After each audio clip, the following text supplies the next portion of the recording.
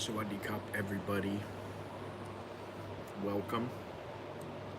And today I'm streaming from the Tumleak Baannok, which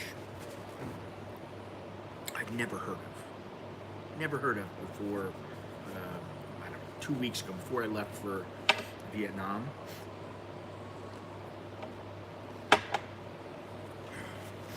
So I'm with Alex at the gym, and I've gotten Alex into the yoga. He's involved in the yoga. Hang on one second, sorry. Alex is involved in yoga. I've taken him to a couple of classes, and he likes this one teacher. She's a nice looking woman, but she's always, you know, oh, you're so cute, you're this, you're that. So Alex really likes her. Anyway, she was going nuts over this place. Oh, it's the best place ever. You've got to go there. Oh my God.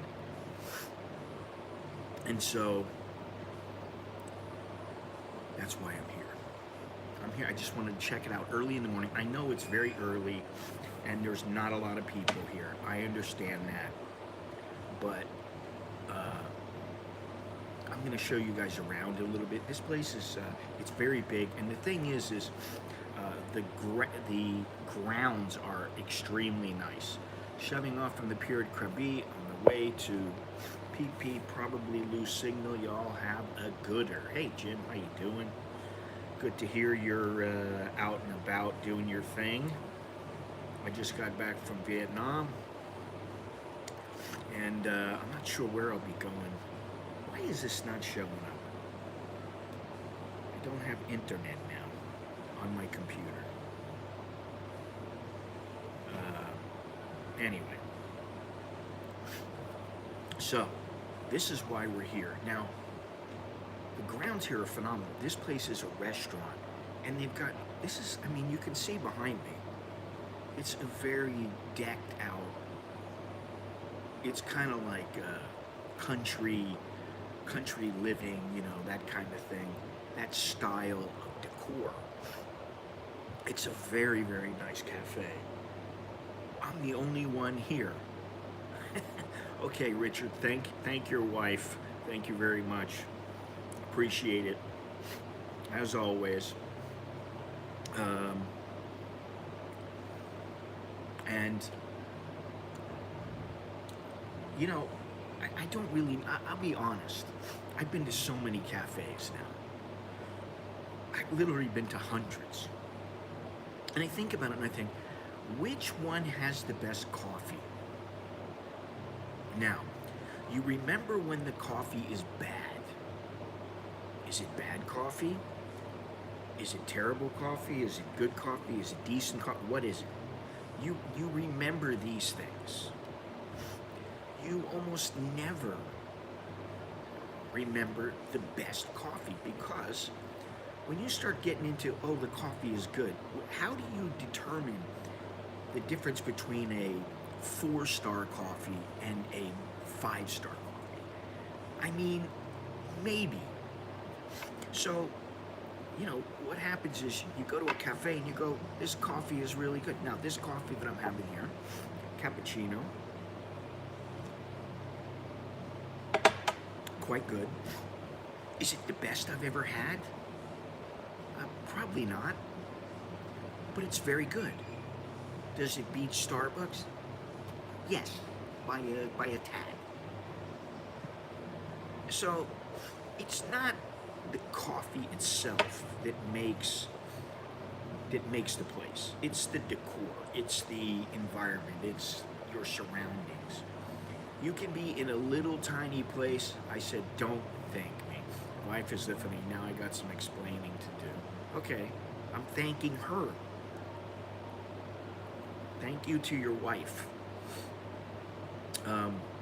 But this place is really, really nice. I mean, I can't really show you without walking outside, but I'll show you just a little bit outside here.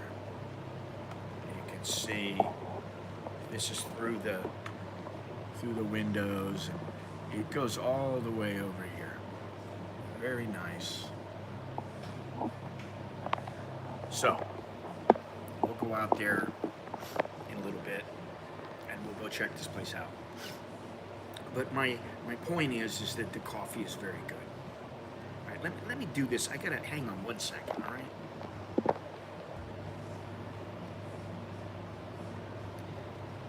I don't know why, but I'm not able to connect to my laptop, which is a problem. Anyway, today we're going to talk about Beggars. And the reason that I'm bringing this subject up is because in the last few days, not only in Vietnam, when I was in Vietnam, yeah, there are beggars there. Okay, there are people pushing you for money. Thanks for last week, Richard. I'll never be able to repay you. Okay, I'm not sure what that means, but lately in Thailand, I'm just walking down the street and somebody will come up to me and go, give me 100 baht. I'm like, no. You know, I just flat out say no, I'm not giving them anything.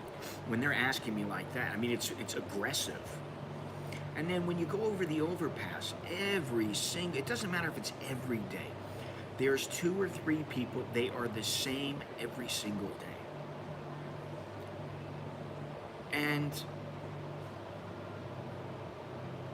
I just was thinking about it the other day and I went, this is crazy, it's out of hand.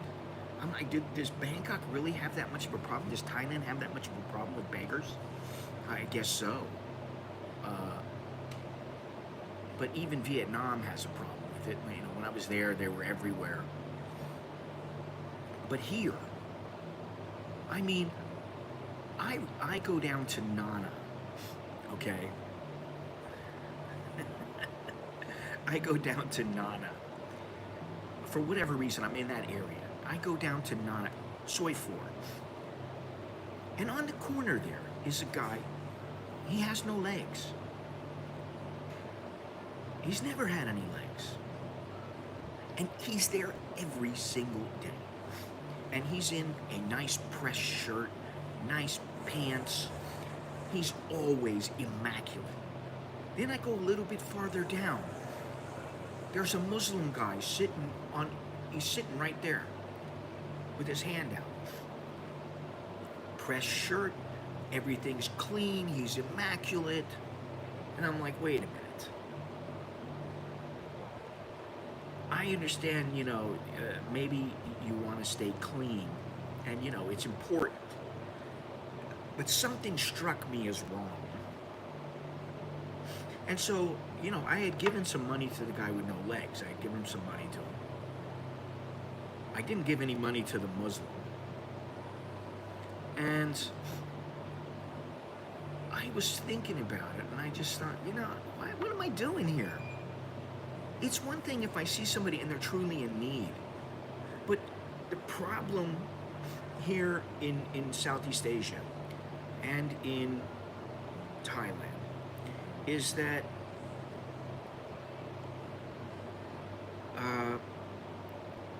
there are literally gangs that have people that work for them. And the people go out, get their money, bring it back to the gangs. They get food, they get shelter, they get some, you know, they got some clothes on. And the gangs take the money. And so what you're giving is not to the beggar, you're giving to the gangs. And you never know. It's like you got a kid coming up asking you for money for gum. Now listen, giving them 20 baht, it's 20 baht. It's not much money. And to be honest, the way I think about it is they could use the 20 baht more than me, but even if the money that they get is going to the gangs, at least they're getting some money to pull their weight so the gangs don't do anything to them that is detrimental. Why, like, I don't want the kids to take a beating because they're not getting enough money or because they're not getting any money. And so sometimes for 20 baht, 50 baht, 100 baht, it's worth it. Now, I will say this. I am very apprehensive about giving any money. And the reason is because I'm walking around all the time. I see these beggars every single day. And they're the same guys, same women. You got some old lady, and I'm like, oh man, she's like an old lady. I'm like, wow, she shouldn't be out here. And I've given money before. But now I look at them and I go, this old lady's out here every single day. She doesn't miss a day. She's out there with her hand out every single day. She's probably making more money than I do from YouTube. Seriously.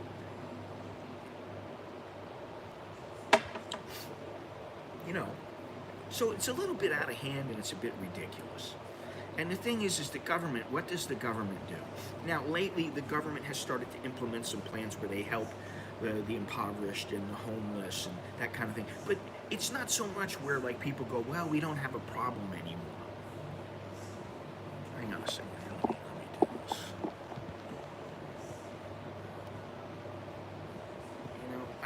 This is bugging me. Hang on one second.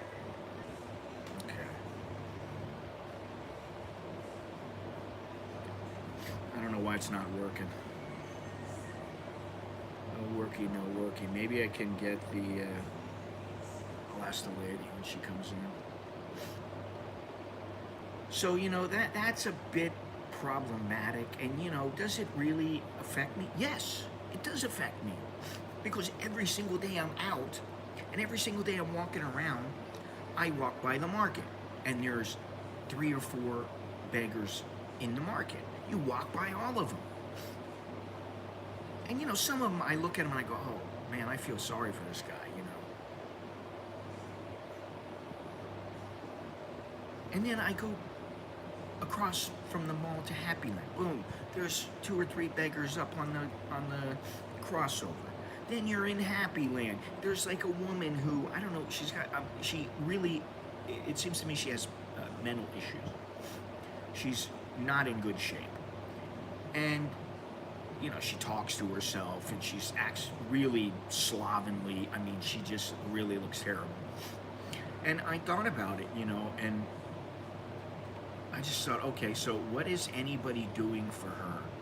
What is the government doing for her? Where's all the tax money going?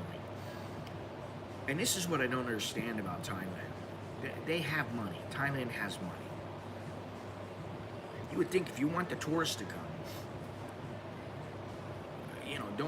don't have these beggars everywhere. Round them up, put them in a homeless shelter, feed them, clean them up, do whatever you have to do. But it's not fair to them or to the people walking around. And I see, sometimes I'll walk across the street and I'll see the same guy that I've seen for 2 weeks straight. I see him every single day. And then there's people, they're standing there talking and, oh, let me give you 100 baht. They give them money. And I, part of me, the soft part of me is like, oh, I really feel bad for this person. I should help him out. And the other part of me is like, I don't know what's going on with this person. Are they part of a gang? Are they even keeping the money? What's the deal?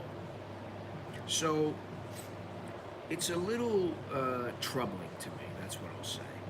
Hang on a second. I got to get this internet running. It's really bothering me. Why can I not connect to the internet? Now this is the problem here. There's nobody here. I don't know where they are. Where she is. And what's kind of surprising is that right now, 9:15 in the morning, there's absolutely nobody here. Maybe on the weekends people come. There's a guy walking by right now. Maybe he's going to the restaurant. I don't know. I don't know if the restaurant's even open. I think the restaurant opens at 10 and the cafe opens at 8.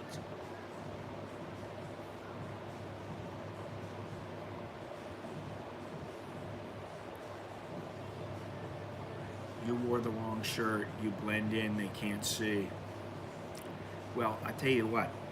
I'm wearing this shirt right now because it's one of the few. I mean, I have a bunch of clean shirts, but you know, like I have my top 10 shirts that I wear all the time, and because Bo and I have been in Vietnam, and then when we came back, she had to go to Surat, and now she's back, and we haven't done the laundry. So I got a big basket of laundry.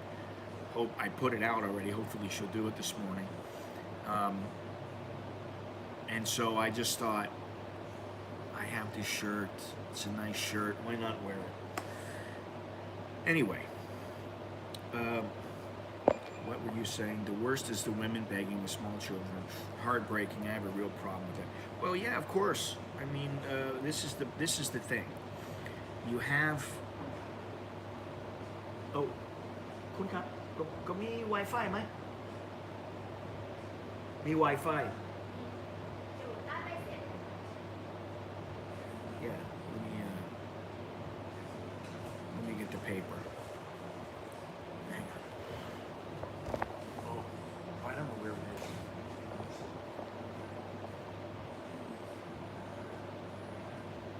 Power by Ocha. Where's the password?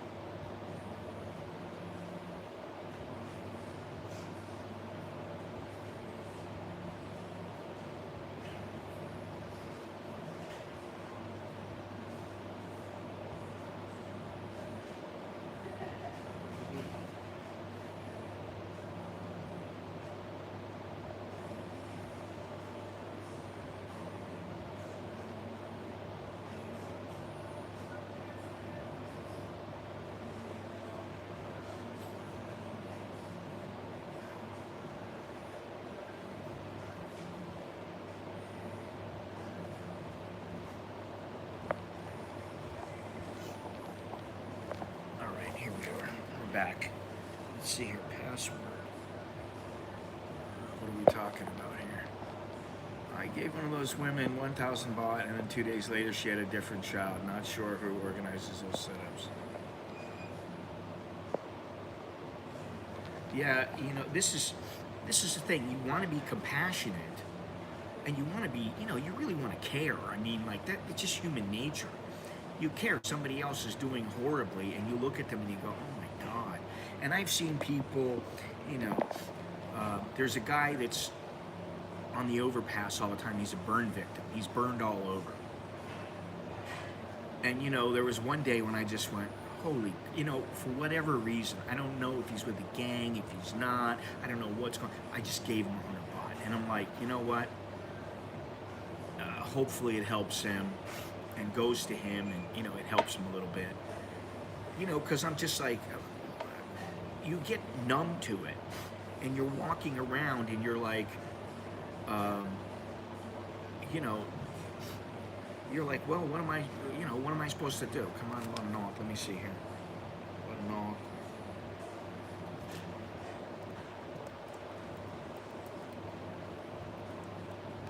Let's see if this works.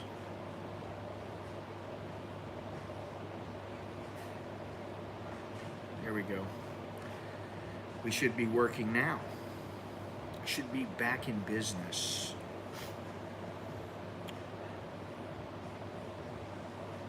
I mean, there's, you know, you listen.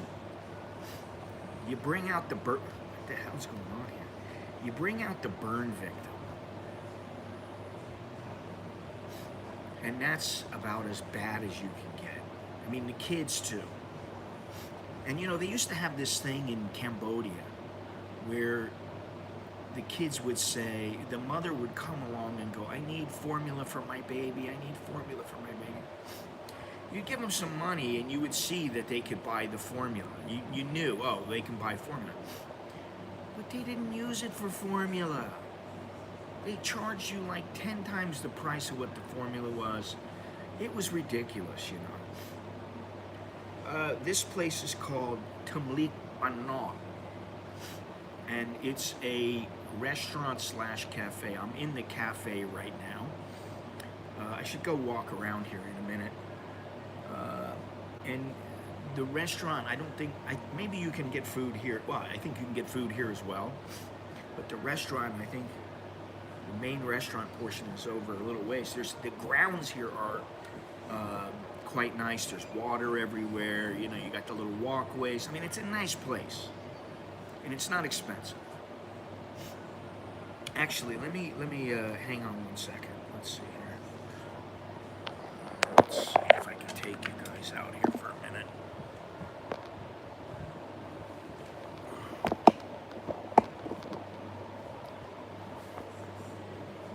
At least I can show you some of this.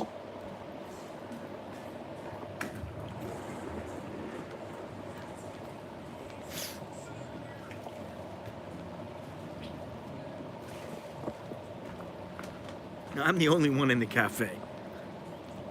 And this place is a bit set back, so like when I am ready to leave, I have to call for Grab, because for me to walk out to the street, I mean, I can do it, but it'd take me like 10 minutes to walk out there.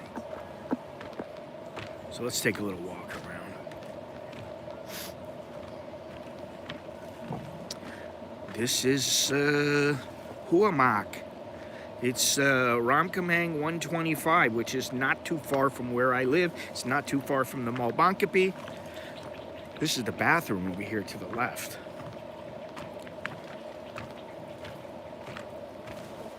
But you see, the grounds are fabulous.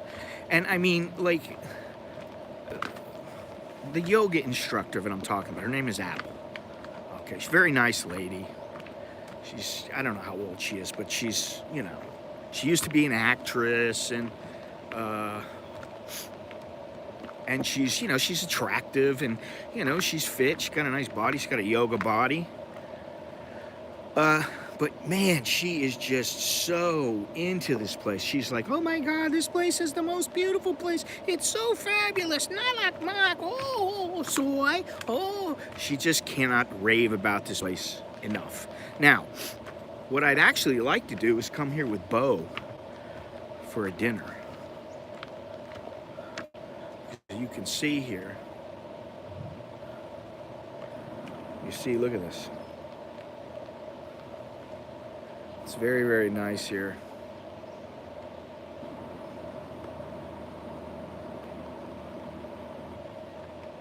Very comfortable. No, wait. You know, you got all kinds of things here.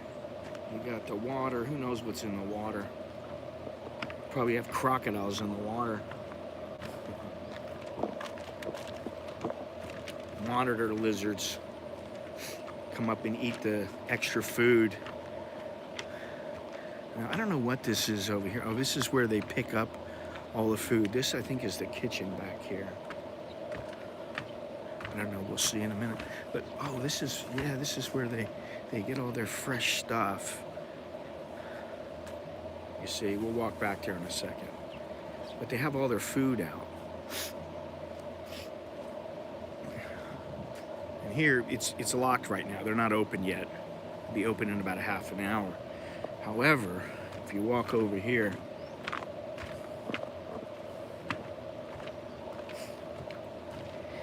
you walk over here a little bit, you can see, I think this is their kitchen over here. I don't know. Well, it's kind of closed off a little bit, so, but you can see they have the, yeah, this is their little kitchen back here. It's hard to see. I'm not going to go walk back there. Or maybe I will a little bit, but you can see they have their fish. They have lobster back there, shrimp. They have all kinds of stuff. So this is where they cook the food. Very nice. Their water tanks are back here. So it's, you know, it's nice. It's very nice. And as far as a cafe goes, the little cafe It's quite nice, but what makes it really nice is it's the surroundings here. I don't see any fish in here or anything like that, but I can see a couple right there. There's some fish in here. Hey, before I forget, don't you forget to smash the like button. Don't you forget to subscribe, join, become a Patreon patron. Look down below in the description. Take a look at everything there. There's a host of ways you can help support the channel just by watching as well. Look at this. I don't know what they do with this here. I'm trying to figure it out. It looks like they have tables and stuff. I don't know. I don't think you sit over them. I don't know why you would do that, but okay.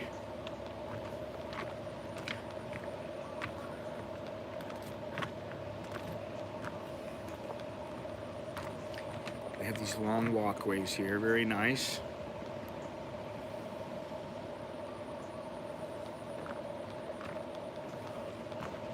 Very, very nice. And I can only assume at night it's even better, okay? I mean, I'm just assuming, but that's what I think. I think at night this place is fabulous, and you know, there's people here, and it's full, and it's kicking. So, probably in the next, I don't know, it depends on when she's available, when the wife is available, but we'll come here. I'll take her here. I'll tell her we're going out to dinner. It's a surprise. We're gonna come here. And here is the cafe. Look at the little wagon wheel, the little paddle wheel over there to the right. So, you know, this is a place where you want to come. You want to bring your girl. You want to come out here for a nice dinner. And, I mean, you know, it's a little out of the way from, say, down by Sukhumvit or something like that. But you get out here 30 minutes, 45 minutes maybe, depending on where you are. And you can have yourself a nice dinner. Get some coffee, some snacks, whatever you want. Look at this, we got a little boat over here. Now, they just turned this on, because this was off when I first came here.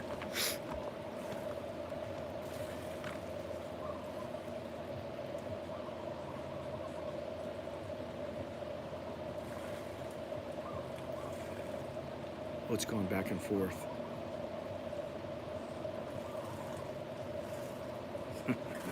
How's the pad krapao? Oh, look at all the fish here. You know, the only time I eat pad krapao is when Bo makes it, and it just happens to be the only food that's prepared, and I'm really hungry, and I'll eat it. And other than that, I mean, I can make it. I can get it anywhere. I never get it. I never want to eat it. It's just not one of my favorite Thai dishes. Has nothing to do with Mark Wiens either.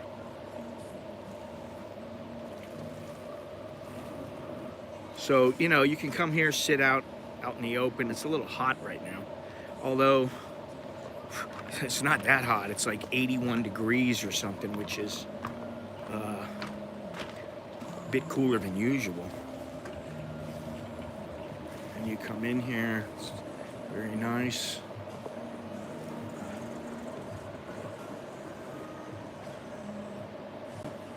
Fresh coffee, and they have the little kanoms here, the little foods, little snacks and cakes. You know, this is a full-on, they have a full-on enterprise here. So it's a lot more than just a coffee shop. That's, you know, that's pretty obvious.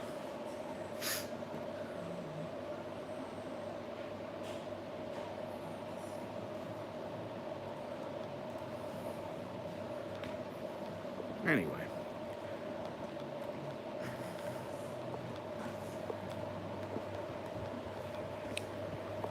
Now let's see here.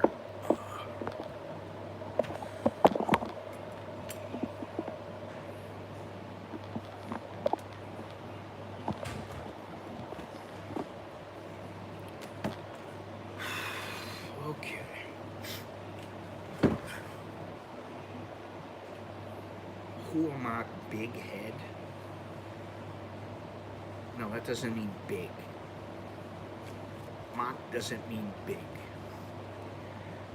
I thought you were on the outskirts of town. No, I'm on the outskirts of Bangkok and, you know, Klongjan, Hua Mak, but a nice place. Okay, the name of it, I'm gonna put the name of it, well, you can see the name of it in the title, but in English, that's the English name. And let's see here. There we go. And this is the Thai name.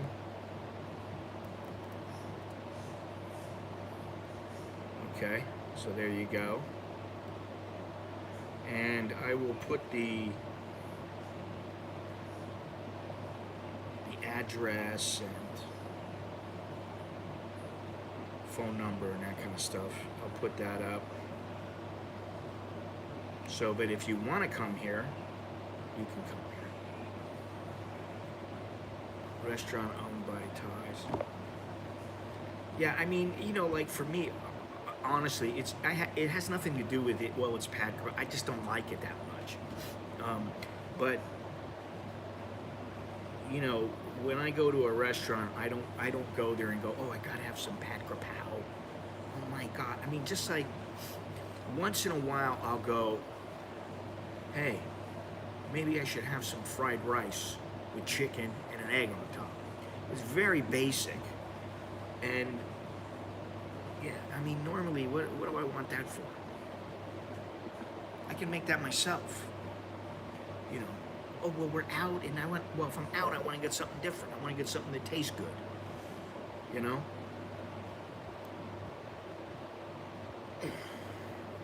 So, that's how that goes.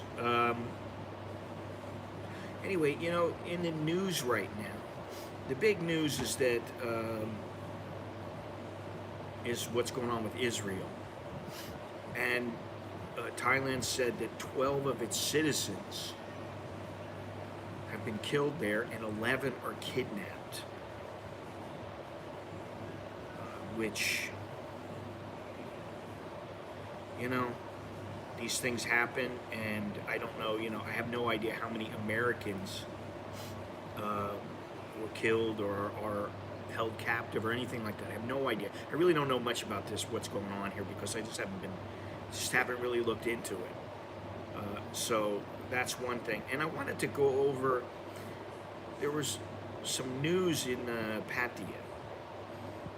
And it says, these articles are in no particular order of importance, but roughly in order of publishing from October 2nd to October 8th. The first one was a minivan taxi driver was fined 5,000 baht for dumping 2 Russian passengers off on a random road to try to avoid a police checkpoint in Phuket. 11 Americans, huh? Well, you know, I would say when it comes to Israel and what's going on over there, I'm a little bit surprised that they were attacked. I think eventually they'll get a handle on it, but not right now. An illegal minivan taxi driver's license will be suspended for 1 year with points deducted after he dumped Russian passengers off in the middle of nowhere in Phuket to try to avoid a checkpoint looking for illegal taxi drivers. This is the kind of thing that really irritates me. So you're an illegal taxi driver and you want to not be captured or not be found out at a checkpoint. So you just leave the people to sit on the side of the road in the middle of nowhere.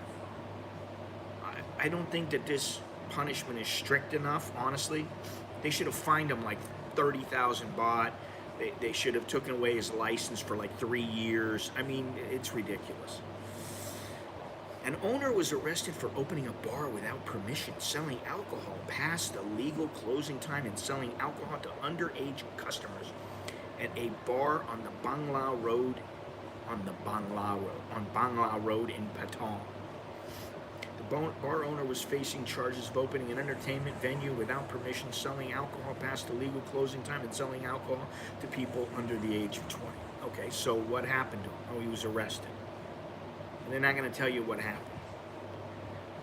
A British tourist has returned to a hotel in Thailand after he got lost. Big news. It was unclear where the wife was during this situation or why the man went to the airport to ask for assistance versus a local police office. I don't know, how old was the guy? Did he have all his faculties?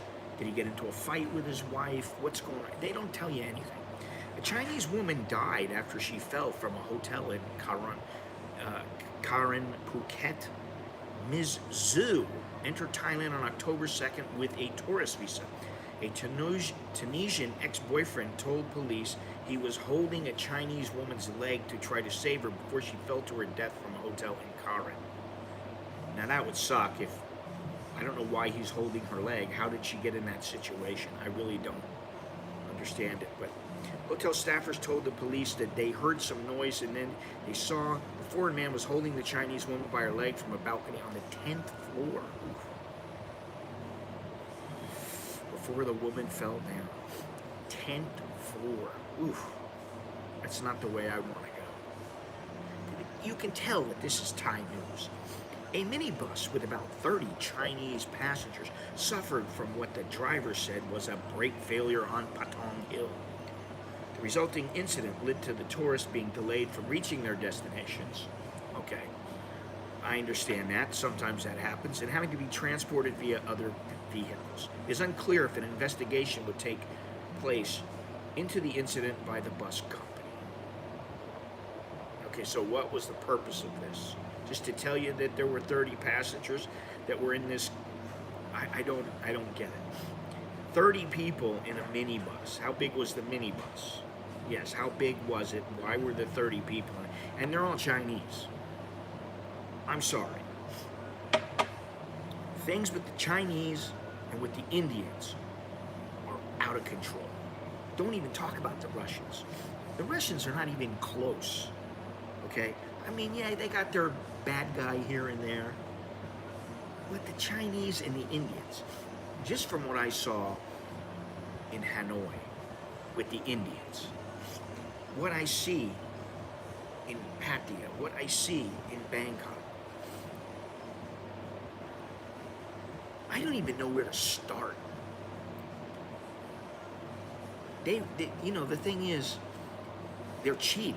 From what I've seen, they're very cheap. They don't want to pay for any. They don't want to pay for 4G, 5G. They don't want to spend any money. Not for that. And I think I said something the other day. I get on the bus. I was the first person on the bus.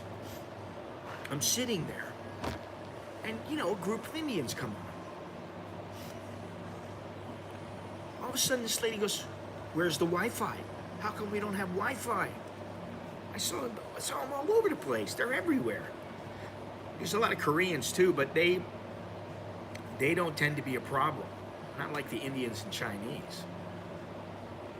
You know, it's like the Chinese are like, "Give me discount, give me discount, give me discount." And you're like, "Oh, shut up already. God, you want the discount? You want the ask one time. Oh, I'll give you a 10% discount. Can you give me 15? No. Okay, 10%. Fine. That's what you get. That's how you do it. You don't just stand there and berate the person because they're not giving you a big enough discount. But the thing is, the lady didn't have her Wi-Fi, and she was pissed. And I'm like, if you had 4G, you might have service. And that costs you about $10. But I did see something a while back. I saw something where an Indian was saying, "We're Indian, we have to save every rupee to make sure that we have enough money." And I'm like, you're no different from anybody else, pal.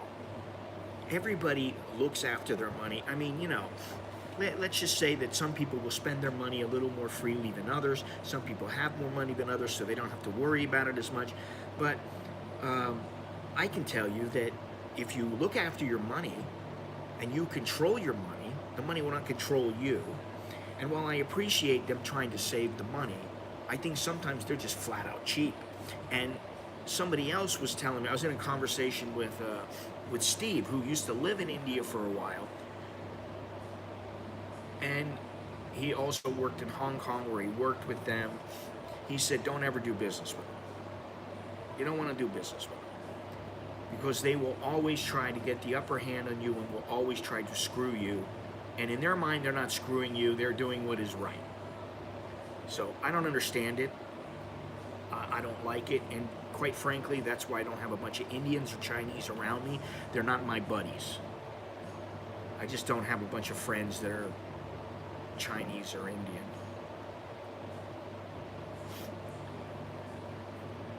Did I see any in Vietnam? Yes, I saw plenty.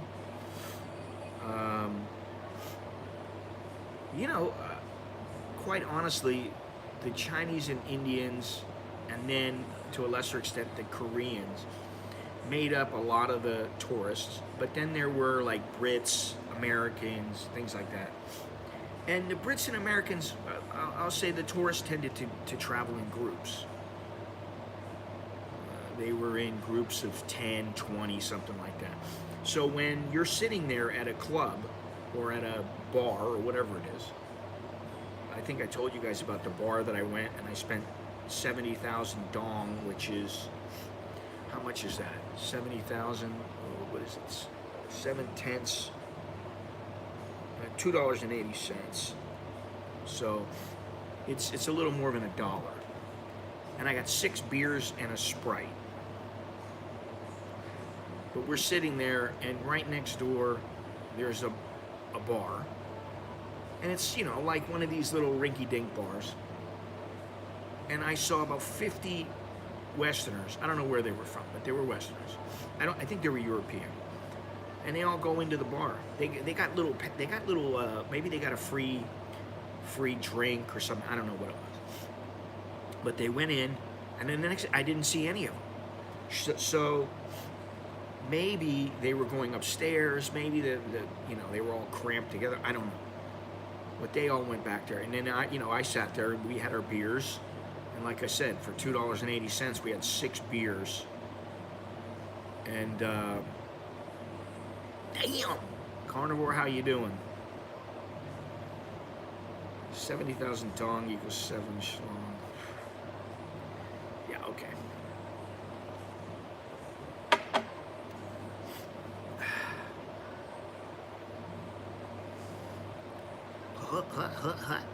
So funny. I understand that the Vietnamese currency, when we Americans use the word dong, it applies to something else. You could say, hey, 70,000 dong.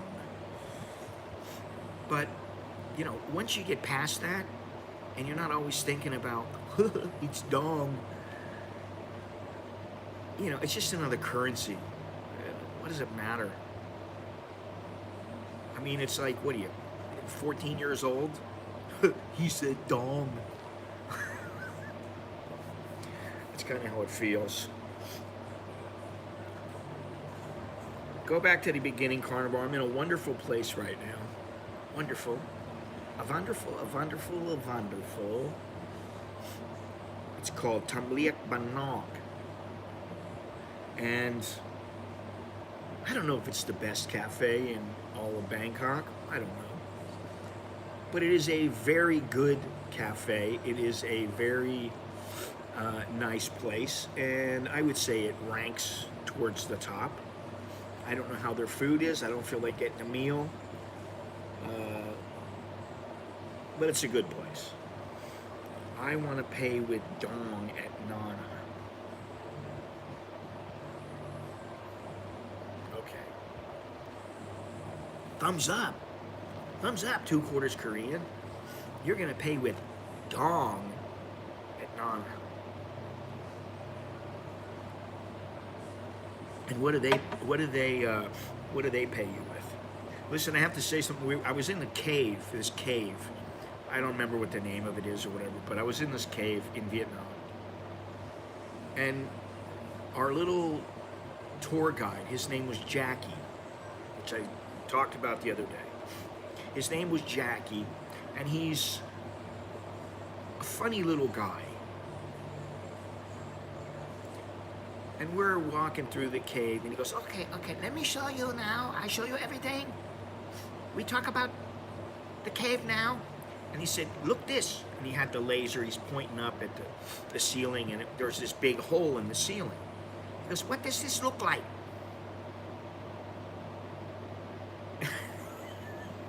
And I just go, well, looks like a hole in the ceiling.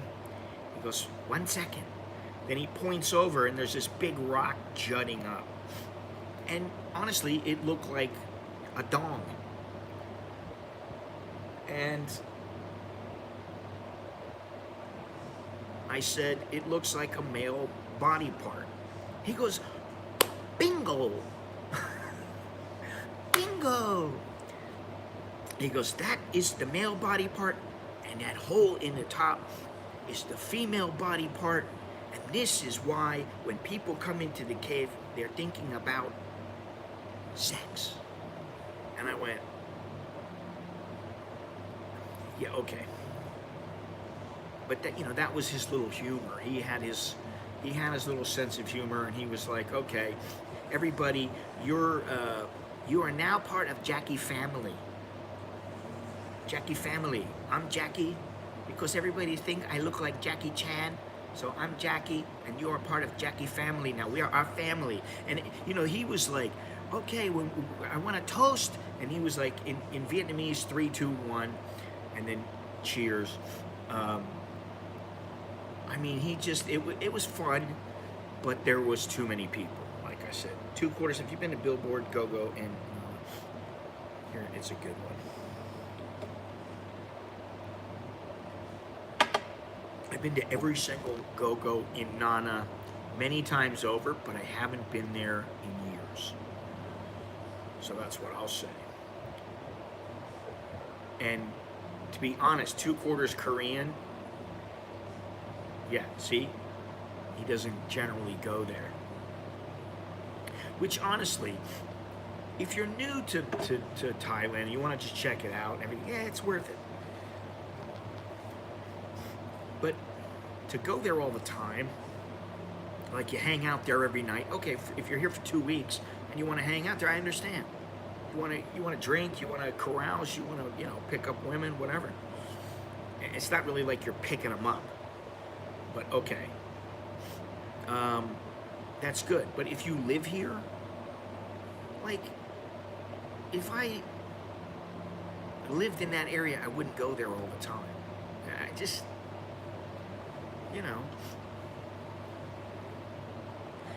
the smart people who live here go to, if they want to get a little something on the side, they go to a soapy. And they don't have to worry about, like, all this garbage that some of the women put up when you go with them, and, oh, you butterfly. That kind, you don't have to put up with that stuff. You butterfly. It's owned by an American now. I'll just live at the Nana Hotel. If you just live at the Nana Hotel, I'd say after a month, you'd be going back home.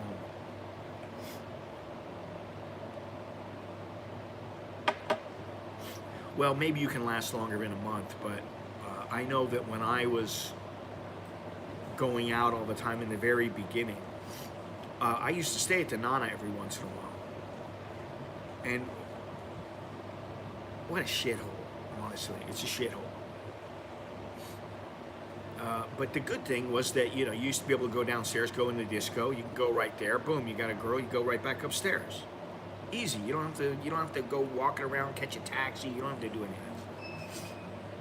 So that was what it was good for. Yeah, I'll go to Billboards and have a few drinks in the future, see how everything has changed. Yeah, I mean, That's the thing. You know, you go there, you check things out, you go, all right, this is how it is. You go somewhere else. And Therme, believe me, if you knew what Therme used to be and you look at how it is now, it's completely different. It's not the same. You know, and they're talking about opening up 24 hours, and the Prime Minister is not going to allow it. He's not going to allow bars to be open 24 hours or to be open until 6 in the morning or something like that.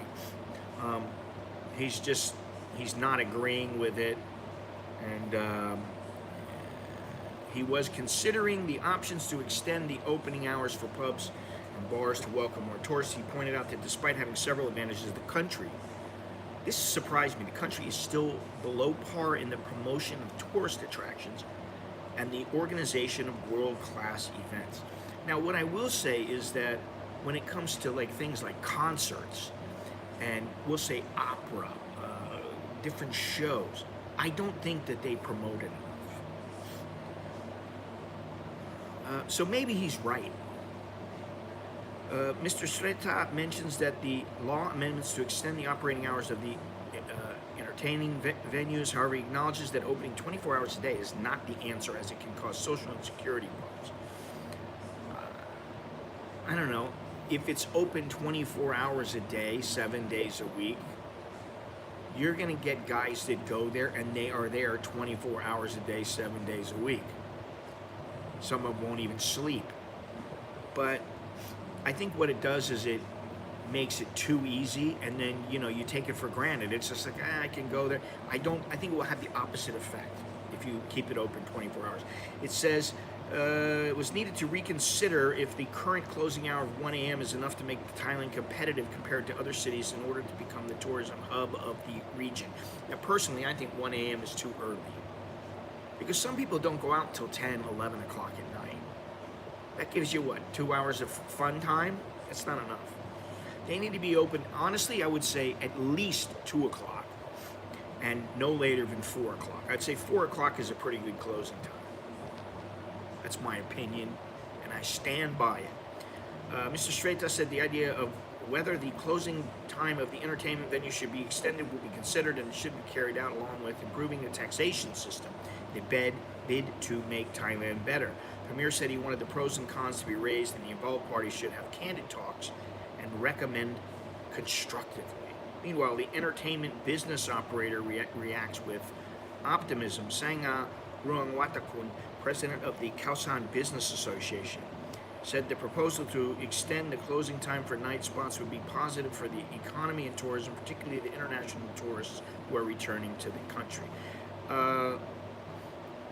I'm sorry, but Khao San is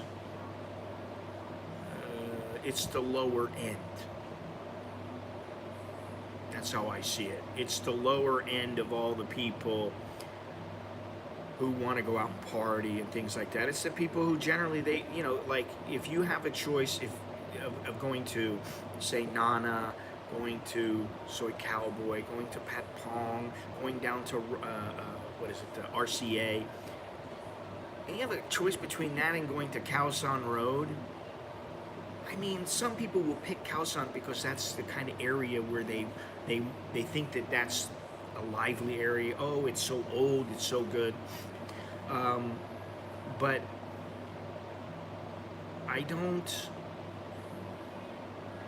think that most people would choose Khao San. So what? Quite honestly, okay, Khao San's along for the ride. They're like latched onto these other places. I'd like to hang out in Pat Pong for a few days. When are you supposed to come over here? In all honesty.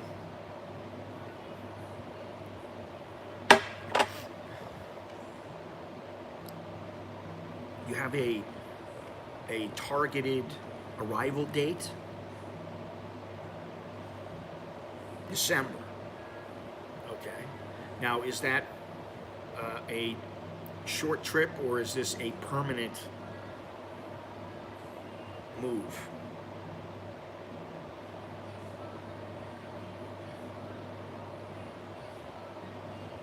And my buddy was asking me, I guess late last night, or maybe it was early this morning, I don't remember. Um, he was asking me what I thought about Ecuador and everything like that. I need to finally see Khao San at night, see Phuket, see Koh Samui. Phuket, it can be nice. It can be fun, but I don't think it matches the places in Bangkok or Pattaya. And Koh Samui is nice, but again, it doesn't match up. But it's very nice. But if you're living there, I don't think I'd like to live there. A few months recon, okay. But we were talking about, you know, Ecuador and everything like that, and he was asking me if I liked Vietnam better than Thailand. I said, no, I don't. And, you know, yeah, granted, I'm comfortable here. I know my way around, I speak the language and all that, and with Vietnamese, I speak about 5 words, that's about it. But like, if you go to Hanoi, there's tourists everywhere. If you're in Bangkok, I'm sitting here, there's no tourists around. I go down the street, there's no tourists. I take the SkyTrain, there might be a couple of tourists here and there, but depends on where I am. But all in all, no tourists. So, you know, that's great. I like no tourists. And if you go to Hanoi, like, why would I go to Hanoi and live in Hanoi? I'd have to live outside. I'd have to live somewhere outside. And I can't see myself doing that. Just because you may think, oh, Vietnamese are so friendly, they're so nice, they're this, they're that. I honestly don't think they compare to Thai people. They don't really care about you. They're not so friendly that I don't think there's that buffer between them and you, and that is the cultural divide. And in Thailand, there is the cultural divide, but I think that they bridged that long ago. And now they're a lot more in tune with what's going on, and they don't mind foreigners here. And in some places they do, but yeah, I just think it's better. And to be honest, I really have been thinking. I've been thinking about Ecuador, and I've been thinking about, okay, in the next, you know, year or two, how could I go to Ecuador with the family and live there? And I think, yeah, it's possible. But I think about the village where we were living, and the village where we were living is very peaceful, very nice, very quiet. But I would say after a month or so, I think I'd be bored. We'd have to have a business that was thriving, making money, doing well, that kept us busy. And honestly, if I'm 63 years old, I don't want to be starting up some business, wherever it is. I don't really want to do that. So then I think, okay, well, could we do it without that? Yes, we could, but we can do it in Thailand. And while I don't like some aspects, some things in Bangkok, and you know, listen, the coffee culture, if you will, in Hanoi is every bit as developed as it is in Thailand, if not more. But that doesn't matter to me. There's plenty of coffee shops here. Yeah, okay. You and the daddy bear. I talked to Chuck, I don't know, a week ago or so. Something like that. I forget what he was talking about something, then he started talking about me in Vietnam.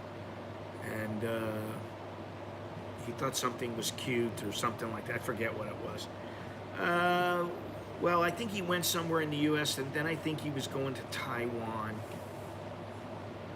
I don't know where he is right now. He might be in Taiwan right now. I don't know. I'm sure he'll contact me, though. He always does. And I always contact him, you know. And I contacted Jono this morning. I hadn't talked to him in a little while. I contacted him when I went to Vietnam, and I haven't really talked to him. And you know, this is the thing. It's like, man, I have a limited amount of time. I will tell him that. Mr. Billy says hello. I have a limited amount of time, and sometimes, I'll be honest, it's like 5 o'clock in the afternoon. I'm like, oh, do I want to go and do something now? No. Why? I got myself a nice dinner at home, comfortable, air conditioning's on. Nikki's home right now. Nikki's home. He's probably sleeping. He came over yesterday afternoon, and he leaves today. Yesterday I took Alex to the dentist, which is always fun. Mr. G, I never heard back from Mr. New York. I haven't heard back from him either. I sent him a message. I don't know what he's doing. You know, when he wants to contact us, he'll contact us. He'll talk to us. I mean, you know, it's just like that. Did he say he was coming? Let me see. 1 second. No, he has not contacted me back. I thought that he would get a hold of me. He hasn't. Maybe he's elsewhere right now, and he can't. He's not worrying about responding to us. I don't know. You know, I've honestly over 10 years online, and I've stopped trying to figure things out. You know, I was telling somebody the other day that I had this guy. Oh God, it's 6-7 years ago, and he was a subscriber, and he was a very loyal subscriber, very nice guy. And I didn't see him for a couple of weeks, and I was like, wow, he hasn't come into the chats. I don't hear from him. He's not emailing me. I don't know what's going on. And so I emailed, and his son emailed me back and said he passed away. You know, these things happen. And I don't think that happened with Soy Dog.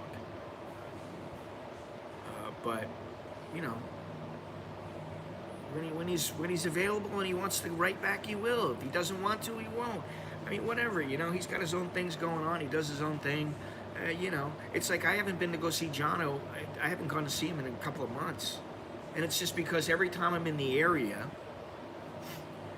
he's either not around or I just don't feel like stopping for like 3 hours, because when I get together with Jono, we sit down and we talk, and it's like we talk for hours, which is how it is a lot of times, you know.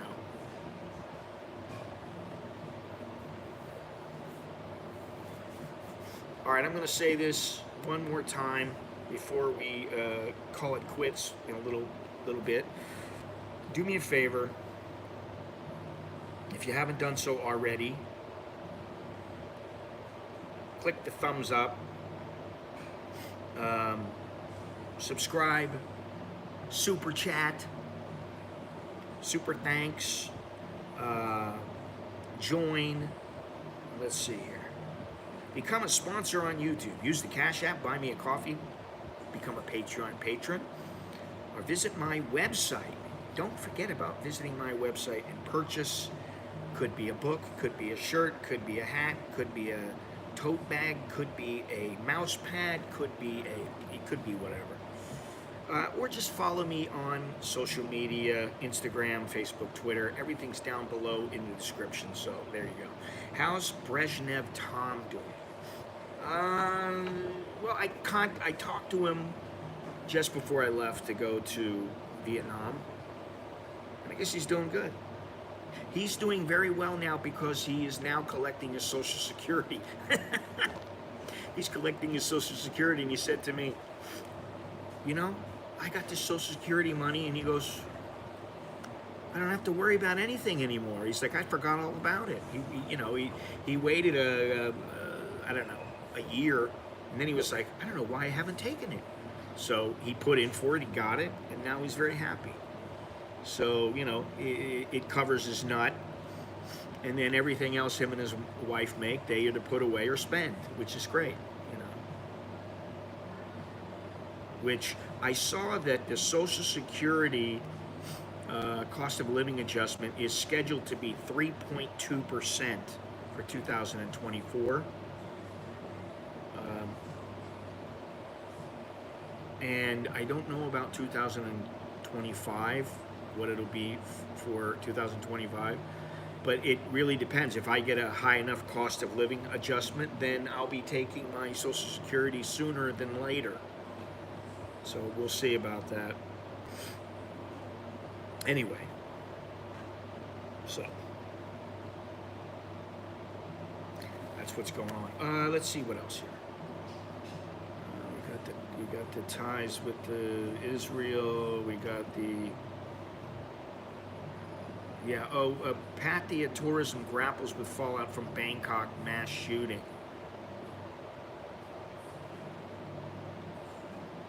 You know, this kid,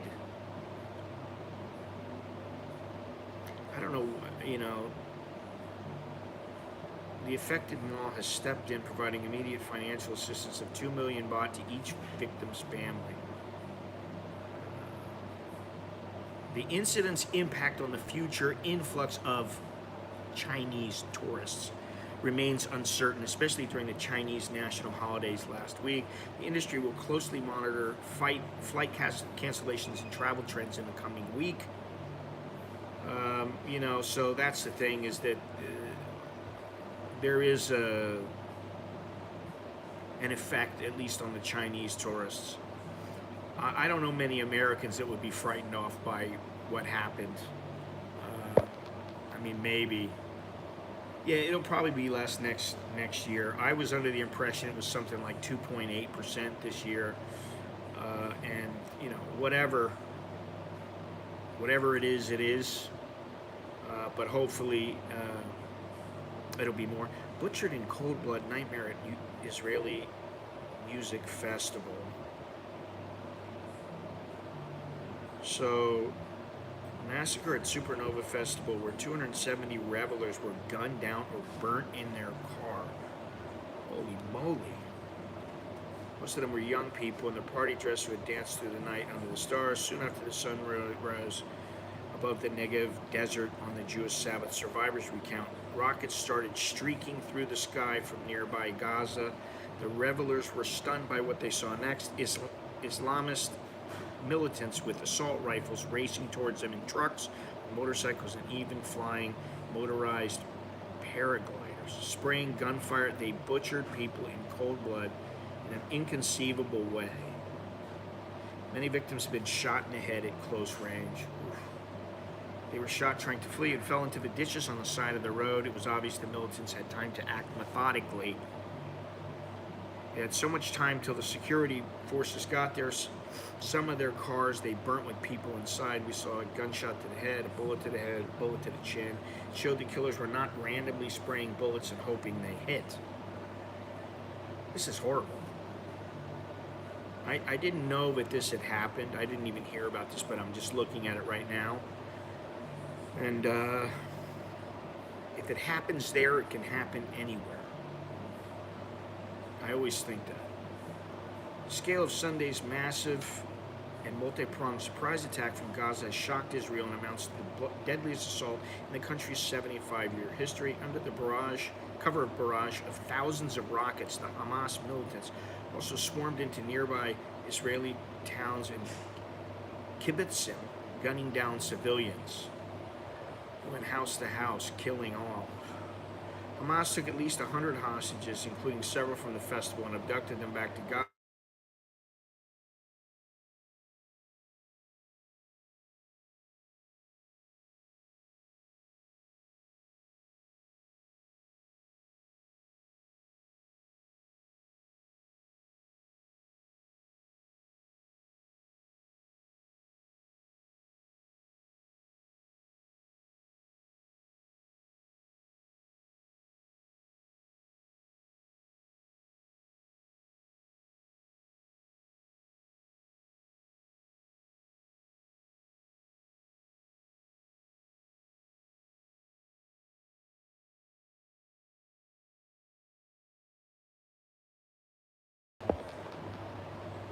Let me see.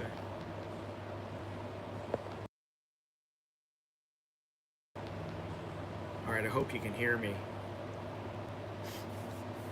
Can you hear me now?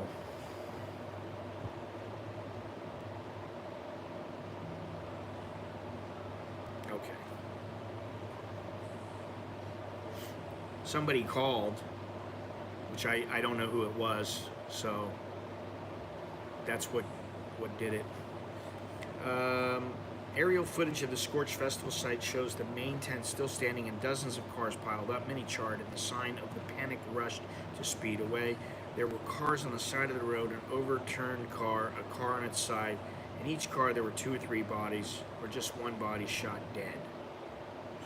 This is horrible. Religious charity Zaka recovers bodies in accordance with Jewish law and was moving into the other sites in southern Israel. It's going to be a rough day.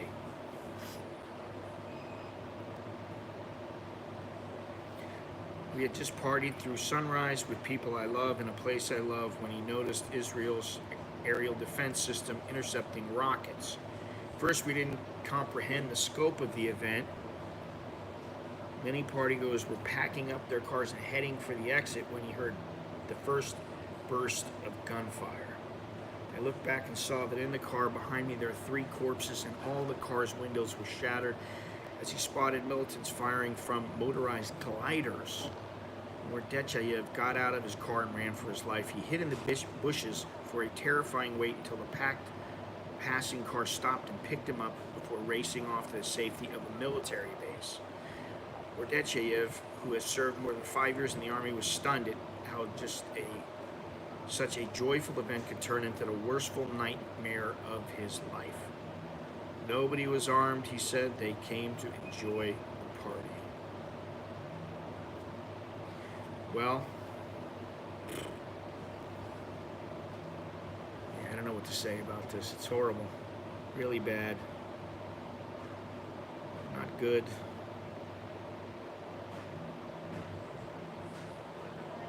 Let me see here.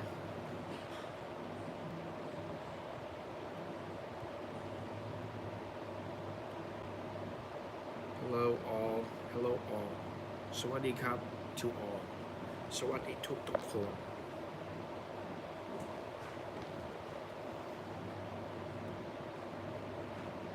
So, you know, I don't want to leave on a downer because that's a pretty,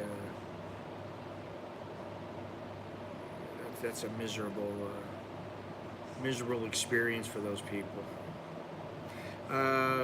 Another thing that happened recently was the Pattaya Jomtien Immigration Bureau has launched a new service. They introduced a revamped customer-friendly service for foreigners to subdue queuing and long waiting periods. 2 air-conditioned glass buildings A and B have been completed, and the former on-site carport. The changes come after many years of overcrowding, waiting in the hot sun, etc. Foreigners attending to do their 90-day address confirmation. I don't understand why people go in to do their 90-day report. I have absolutely no understanding as to why people go in. You can mail it in. You can do it online. You can get an agent to do it. You can do all sorts of things. You don't have to go in. Maybe the first time you do it, okay, because then you understand everything, you know. But there's not much to understand. If you're going to be here longer than 90 days, you got to file a 90-day report. And you need to make sure that it's there approximately a week before the 90 days expires. I mean, be safe. You send it to them a week before, they'll get it in 2 days. And if you're sending it on a Monday, they'll get it by Wednesday or Thursday. You're in time. Boom, no problem. Depending on the specific service needs, the ticket will direct them to Immigration Main Building, all visa extensions, for example, or to Building A for TM30 address registration. The initial reaction from foreigners on the first morning was positive. I wanted a certificate of residence to apply for a driver's license and waiting comfortably in the air-conditioned area until my queue number was called, said a British expat, Dave Miller. photocopying and photo services are available in the adjacent law offices as previously. Separately, the Swiss Embassy in Bangkok has announced the opening of a Pattaya consulate in a row of offices near to Jomtien immigration later this month. So I'm assuming that's going to help some people, which should be good. You probably want to make sure that it gets done. Well, listen, how are you not going to make sure it's done if you send it through their system, through online, and you get a receipt from them? That's it. You have everything you need. If you send it by mail, send it registered mail, where you get a receipt. That way you know, oh, somebody signed for it. I have their, here's where they sign.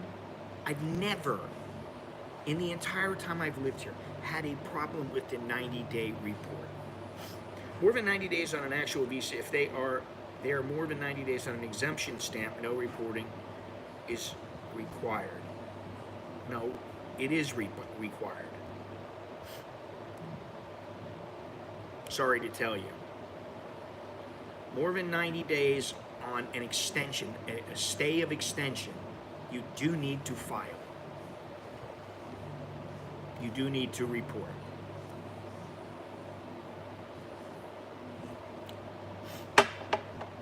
No, it's not. Remember, I went through this already? No. I don't think you had an extension stamp. I think it was something else. I'm telling you, on a stay of extension, you have to file a 90-day report. You must. And I'm willing to, well, we'll just say, this is how it is, this is how it's been, and this is how they want it. But I think what you were doing, I don't remember what the problem was with your thing, but I think it had something to do with the visa or something like, I don't remember.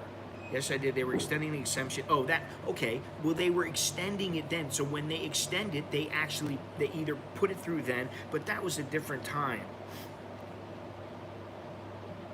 No, that's not true. I'm telling you, I have to file every 90 days. Without a doubt.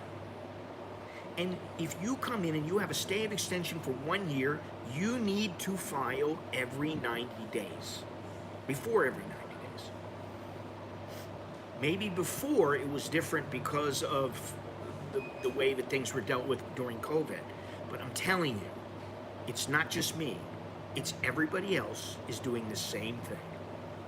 So it's not Scott's way and the wrong way. Well, see, here's the thing. This is what it boils down to. If you are going to stay longer than 90 days, the visa has nothing to do with it. If you are going to stay longer than 90 days, you need to file a 90-day report. The visa is different. Has nothing to do with the 90-day report. Now, it depends. It depends on what kind of visa you have. But if you have a 1-year extension of stay, and you have plenty of time on your extension of stay, like you have 8 months left on your extension of stay, 90 days, when it hits day 90, you need to make sure that report is filed. What about if you fly out and then fly back in again? It depends on when you're flying out and when you're flying back in again. If you're flying out before the 90 days, and then you come back in, as soon as you come back in, there's another 90 days. You have 90 days from the time you set foot in Thailand. I don't know how much simpler I can make it. You get 90 days. If you fly out of the country, then it starts all over again. Piece of cake.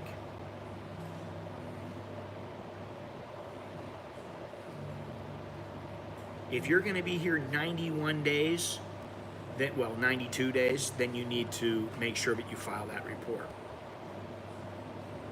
On 91 day, you're flying out on the 91st day, they may grant you that extra day.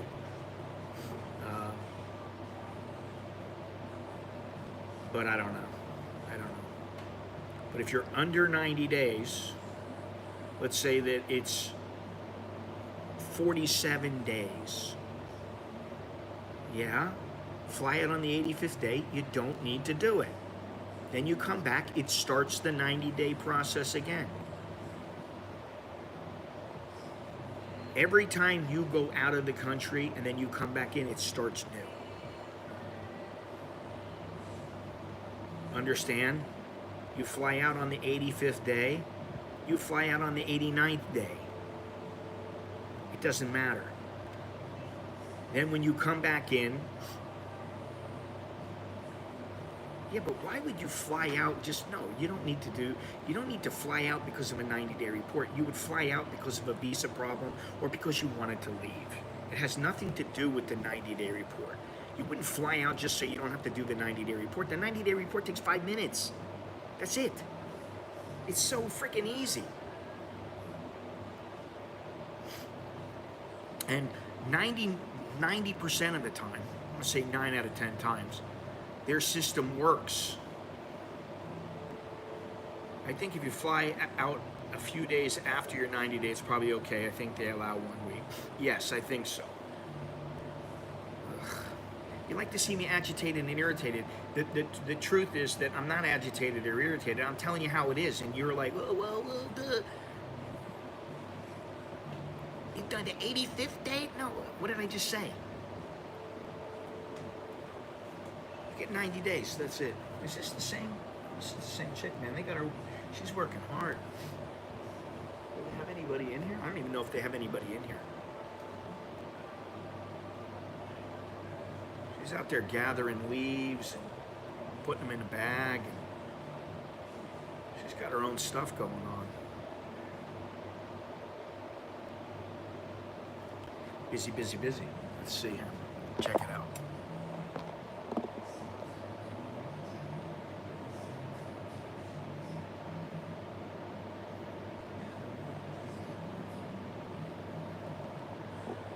She's working hard.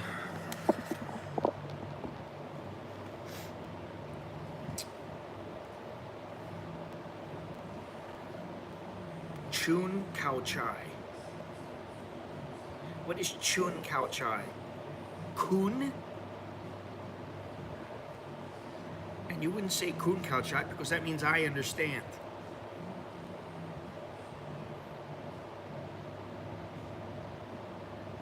Don't speak Thai, please.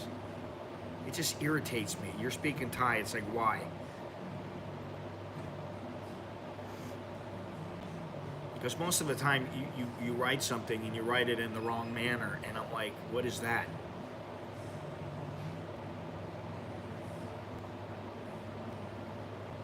There's such a thing as phonetic Thai. And they have a certain way of writing things. And that way you don't have to get me irritated. No smoking allowed here.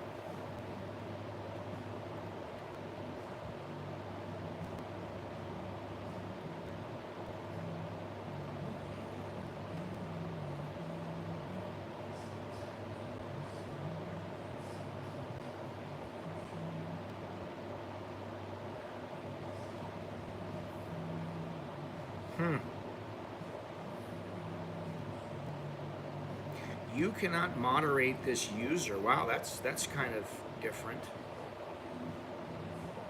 I wonder why not. Let me see something here.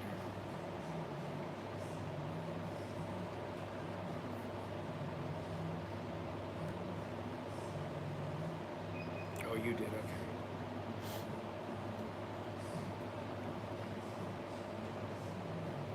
Anyway, so Tumleak Baannok, nice little cafe, nice little restaurant.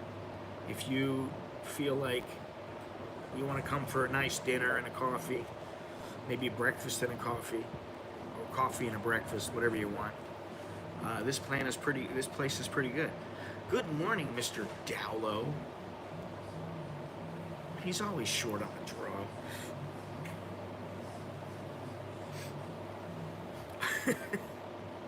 How you doing, Dallo? What's happening? You come at the very end. I don't know what's going on with you.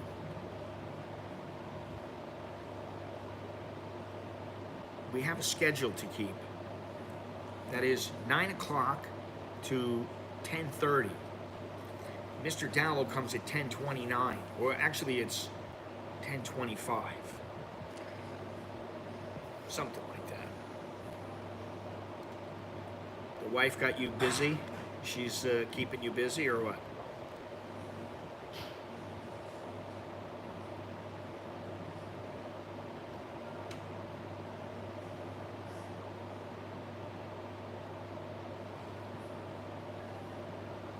Smash the like, smash the like, smash the like, smash the like button. I will say that, where is it here? What did it cost me? What is this? What is this? No, this is not it. Let me see. I don't have it. Here it is. I had a cappuccino, nice big cappuccino. 85 baht. Sorry, sometimes the wife makes me do stuff. Yeah, I know. I'm just giving you a hard time, Dello. I understand. Thank you very much. Thank you. That's your fine for being late. My wife makes me do things too, and she doesn't take no for an answer. She doesn't ask that much of me, but when she does ask me to do something, she just expects it to be done. It's like, you know, hey, do it. I don't ever do the, we're not eating anything here. I'm not eating.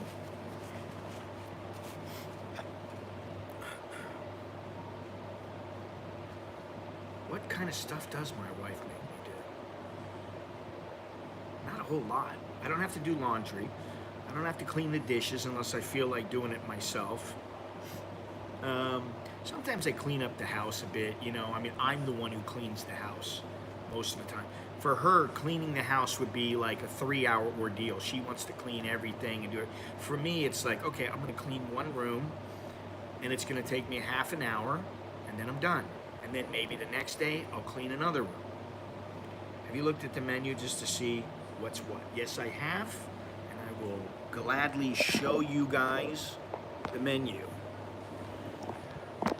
Well, if anybody wants any Vietnamese dong,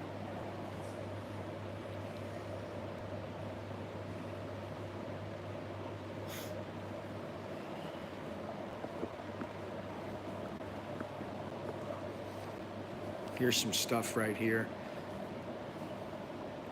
They got Kanom Chin Nam Ya. They have chicken khao soy, which is great. They have German sausage, fried eggs and orange juice, quinoa salad, boiled rice with fish snapper and orange juice right there. Pepperoni pizza, Hawaiian pizza, bacon ham pizza, seafood pizza, smoked salmon pizza and cheese, fish burger, beef burger, chicken burger. So that's some of the stuff on the menu, and I don't know what this is. It looks like sushi or something. Tang mo. Oh, it's this is watermelon. It looks like sushi to me, but it's watermelon. And then they have all these nice coffees. They have all this coffee and smoothies. They have all this fattening stuff that I don't want any part of. All these cakes, coffee. Like I said, it's a nice place. Very nice. Very comfortable. It's air conditioned. Oh, there's somebody else in here now. Ooh, there's 2 people in the place now.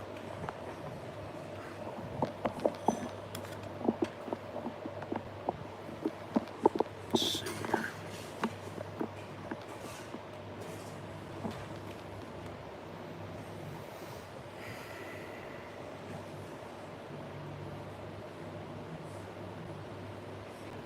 Let's see, have you looked at the menu? Yes, I showed it. I think Dala was actually stuffing. We've got to clean our house. And when I say we, I mean the wife. Uh-huh.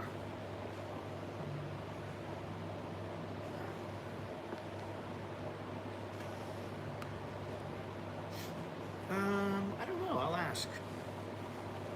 Let's see.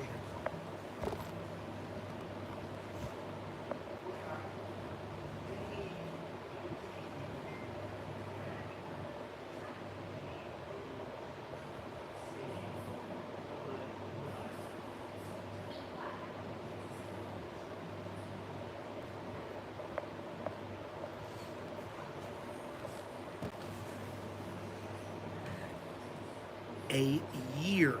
This place has been around for a year. Not very long. And I mean, this place takes up a lot of space for what they have here. I mean, really, it takes up a lot of space for a restaurant and for a cafe. And I don't know, I guess, you know, the restaurant is raking in the dough, especially on the weekends and Friday, you know, Friday, Saturday, Sunday. I would think that. But it does take a long period of time, or, you know, I would think that, I don't know, I guess they better be selling a hell of a lot of food. I'm gonna take a girl there. Good, you take a Thai girl here. This is their kind of place. This is a Thai style place. That's what I will say. It's a Thai style place. It's the kind of place where, you know, you get yourself a bottle.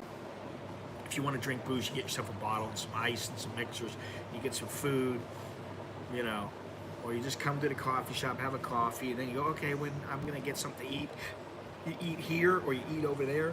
Doesn't really matter. I don't know what they're growing. I think they're growing herbs and stuff like that over there. I don't know. Of course they have booze. I thought they had booze in here. No, they don't have booze in here, but they have booze over there. Oh, Jesus Christ. Oh, it's so romantic here. Yeah, I guess it is. It depends. Are you sitting alone with your girl and there's nobody around you, or are you sitting next to, you know, 20 other people that are all looking lovingly into each other's eyes and, you know, all experiencing the romance?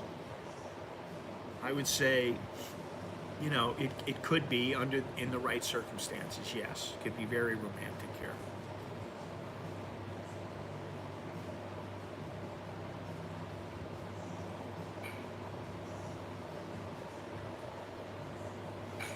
That's how it works. When I'm with my girl, I can see nobody else. Oh, Jesus. I don't know, which girl is that? Which girl are you referring to? Sitting with La Lisa. Yeah, right. La Lisa, if you ain't got a couple of $1 billion, La Lisa doesn't want anything to do with you. Cutting down on the booze. I'm not an alcoholic. Alcoholics go to meetings.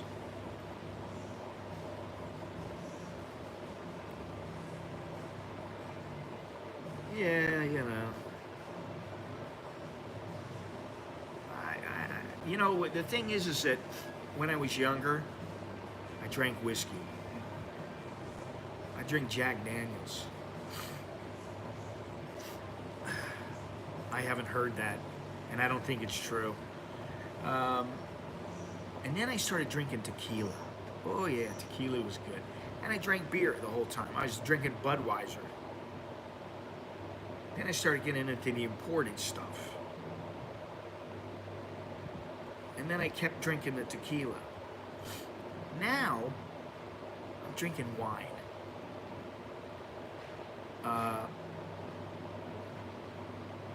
Listen, I don't think she's quit Blackpink.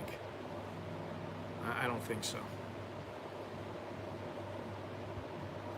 Yeah, she quit Blackpink to be with you. Okay.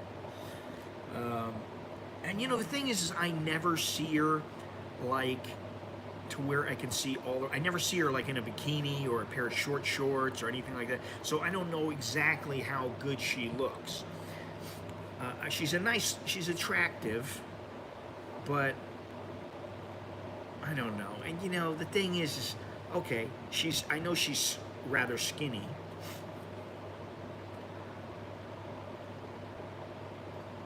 She's worth a lot of money. That's what I'll say. And you know, my wife thinks she can do no wrong. My God, it's like I'm looking, you know, I'm looking around and everything, and I see my wife on the phone. Oh, what are you looking at? Lalisa. And it's like I'm be walking through the house and I'll see her sitting there on the phone. I look, Blackpink. Then it's another time. Oh, Lalisa. Byfern is everywhere. She's not as much as Lalisa, but she's everywhere. She's all over the place. Who's in Korea now? Lalisa? I don't know. They made a big deal about her being in Paris at the Crazy Horse, the strip joint. They made a big deal about it, and people were paying like $15,000 a seat. It was crazy. You know, it was normally they're like $150 or something, and they were selling out, and so seats started going for like $15,000. And some celebrities, you know, oh my God, I've got to see her. So they were paying the big money. I see Byfern in like bra commercials and underwear and all kinds of stuff like that. She's a nice looking chick too, but you know, like, yeah, nice to meet you. Okay, thank you. That's it. She's in Korea. They do a lot of cosmetic surgery. I don't know if she's doing cosmetic surgery now. What would she need cosmetic surgery for now? I can't imagine.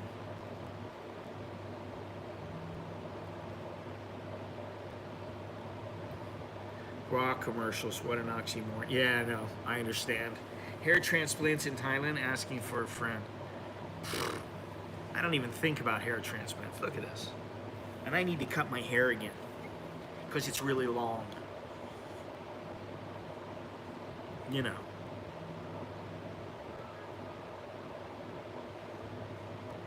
The thing is I like not having hair. You know why? Because I don't have to worry about it.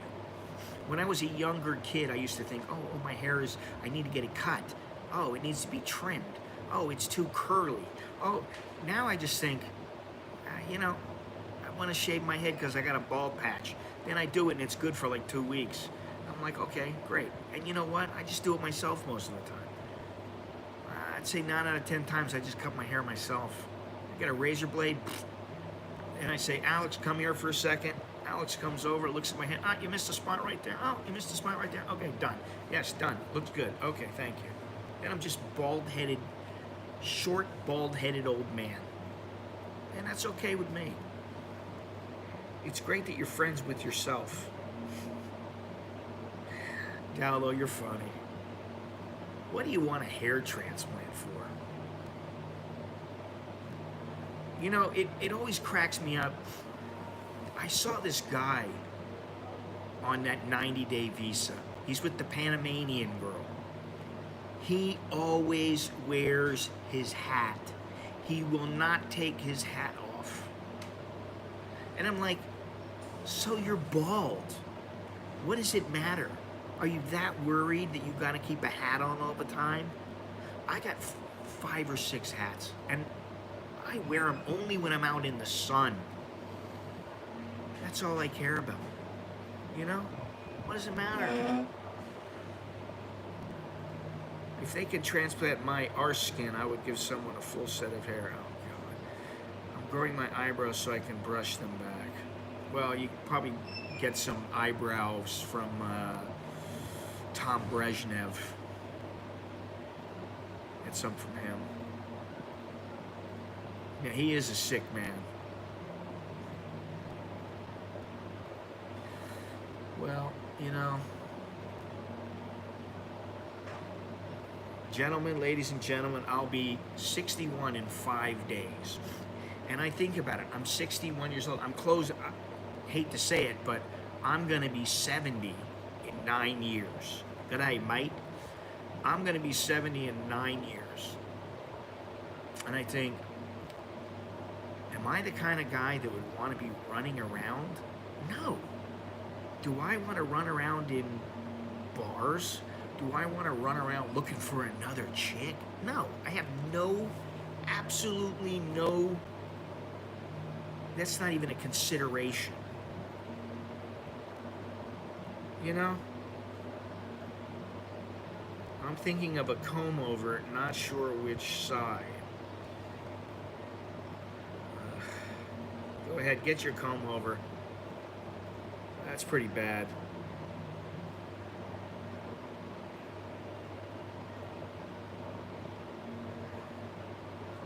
I'm a chappelle. What is, I don't understand.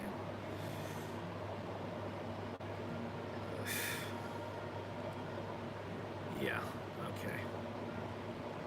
Learn how to spell, dude. Please. Before you start saying I remind you of the penguin, learn how to spell penguin. Oh my god. Alright, anyway.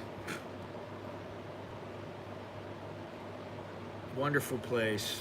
I could sit here for hours and just look out at everything. The only thing that bugs me is they got a big sign on the tree over here that says no smoking. And I understand you don't want there to be smoking and you got to tell people not to smoke, but like right on that tree, and actually they got a tube going up the tree.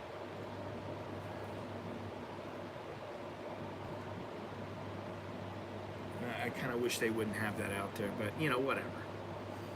It is what it is.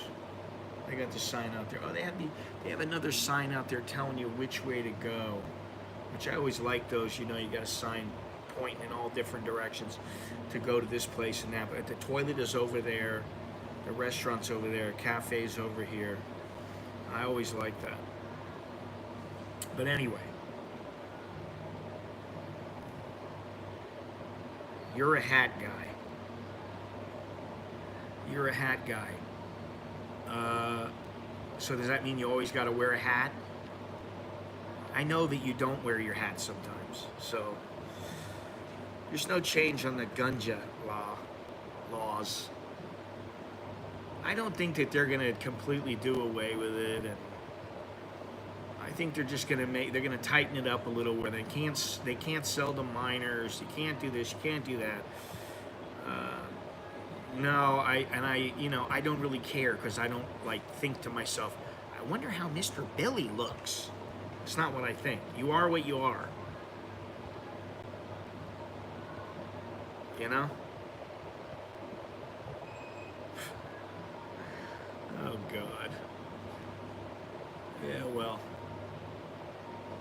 I'm a little bit different than you guys then because I just don't find it necessary to wear hats all the time to cover up my balding head. And, you know, I will say this.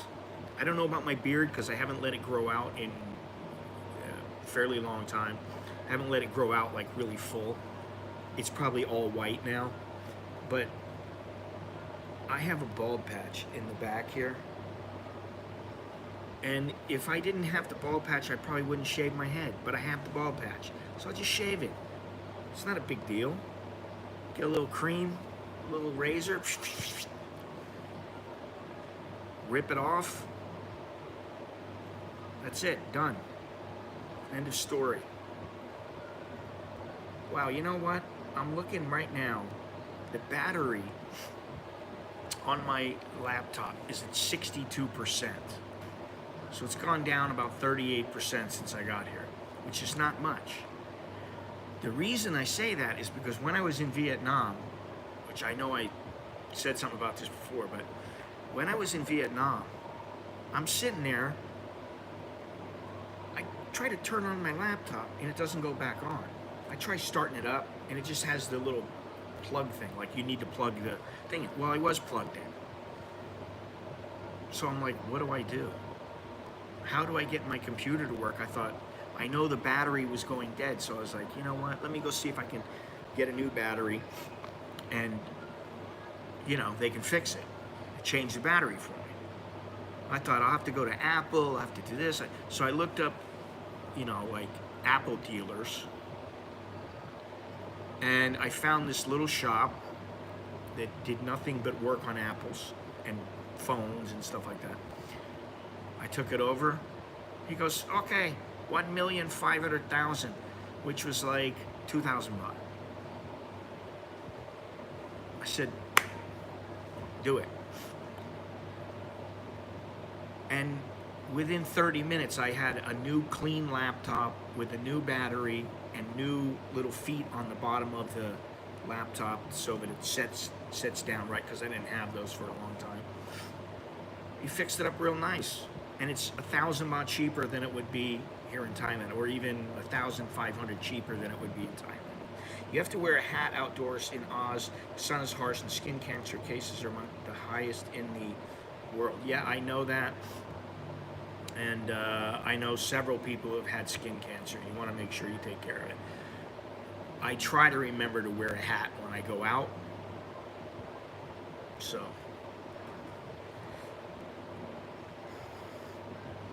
anyway, what was I saying? Vietnam. Forget everything else. I got my hat. I got my hats. I got the hat that covers my neck. I got the hat that just is like an Aussie hat. I got baseball caps. I got plenty.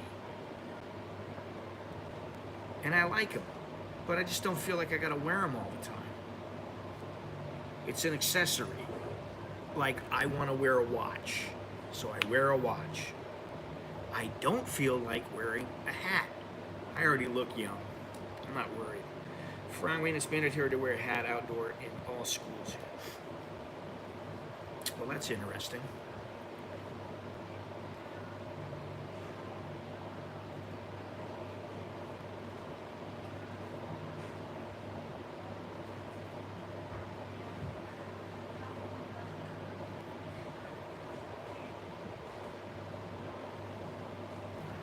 Really interesting, Dallo. Anyway, guys and gals, thank you very much. There's a bee right outside the window. He's trying to get me. Thank you very much for joining me. I appreciate it. Thanks a whole lot. Like I said, smash the like button. Subscribe. You know, these are the kind of things that I have to say because people will forget, and they do forget. People do forget. Subscribe, smash the like button, join, hit the join button. Go to my website at americaninbangkok.com. Follow me on social media, on Patreon, on the Cash app, on Buy Me a Coffee. Whatever it may be. You've just got here, I know.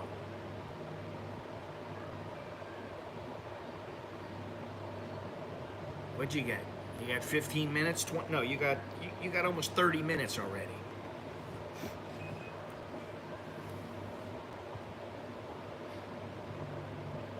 So we're all comfortable now with you being here, and you've settled in. It's very nice, and I think it's an appropriate time to say this stream has run its course. Admit it, Dowlow.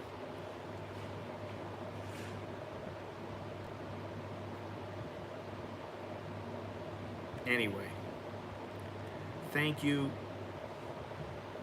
everybody. Thank you once again. Appreciate it. Choke D to you. Radsky, there you go. Thank you. What does it say here? I can't really see what it says. Something entry, something. I can go now and be nice to the wife. What does it say? Sometimes the wife makes me, sometimes the wife makes me something. Buy coffee, cheer up the chief. That would help. I like the Cash apps too. I like anything. You know, I'm easy. Really, I'm easy. We want 10 more minutes.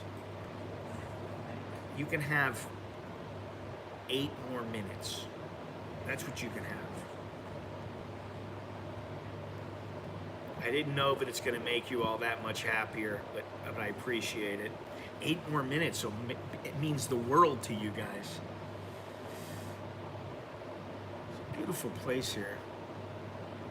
It's all surrounded by things that, you know, they're trying to get it to where it covers, everything is covered up so that you just feel like you're in your own little world here. But I can see the condos over off in the distance.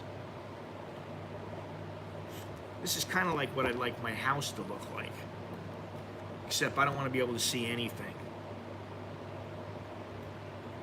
I want everything covered up. You know, nothing in range. I don't want to be able to see anything off in the distance. Did I taxi here? No, I didn't take a taxi. I took a Grab motorbike. Farang and Dowlo just want some BS, more time. I don't answer to nicknames. Sorry.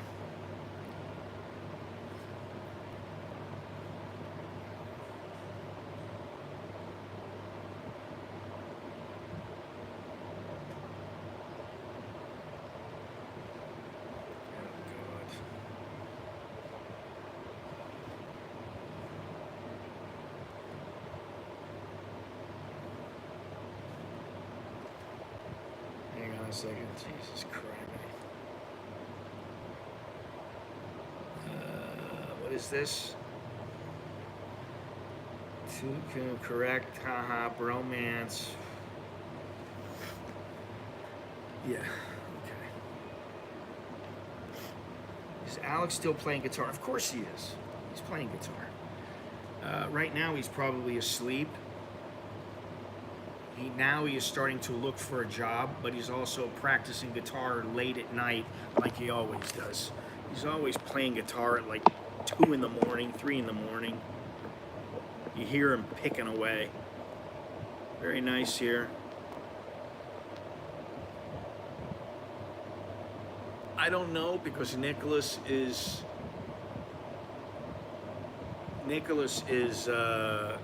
he's at home right now.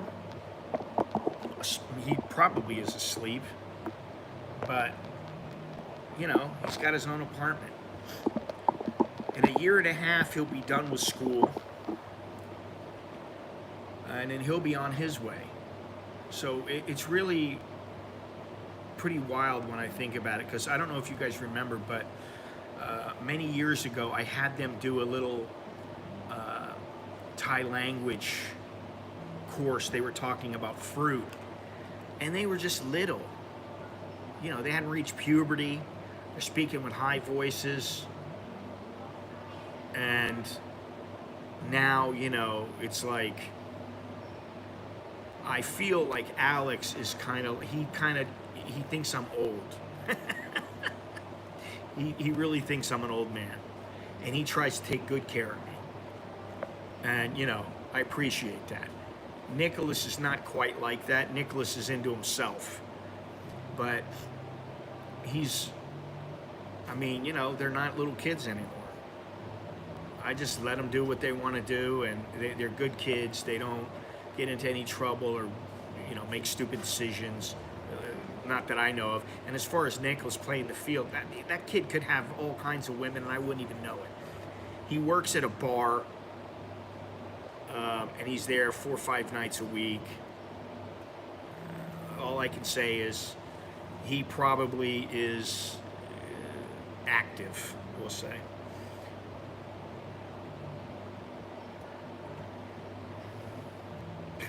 I don't even know what you guys are talking about now. It looks like there's some people coming in here. They're looking where to go. It looks like a guy and his mother and father. Anyway, wonderful.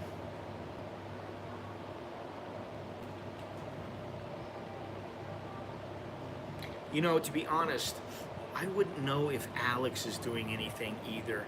I mean, Alex is pretty... He just has this attitude of, I got my things to do, leave me alone. That's how he thinks. So for all I know, he's got some chick, and he's just like, we're not serious. We're just kind of friends, and I don't want anybody to know about it. That could be him. I don't know. I don't know what's going on. I mean, if you got a 21 or 22-year-old kid, do you really know what they're doing when they're not around? And just remember this.